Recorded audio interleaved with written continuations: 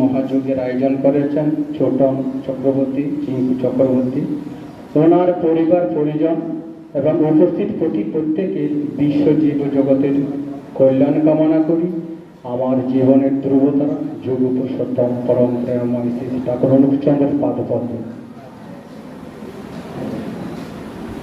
ধর্ম যদি নাই রূপ উঠল, জীবন মাঝে নিত্য কর্মে বাতিল করে রাখলে তার কি হবে তোর তেমন ধর্মে।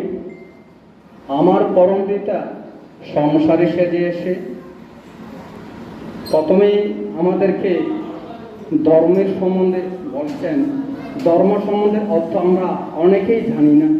যখন আমি 93-তে প্রিয় পরমের আশ্রিত হই, তখন থেকেই আমি আমাদের সনাতন ধর্মের প্রতি আমি ভালোবাসা বেড়ে যায়।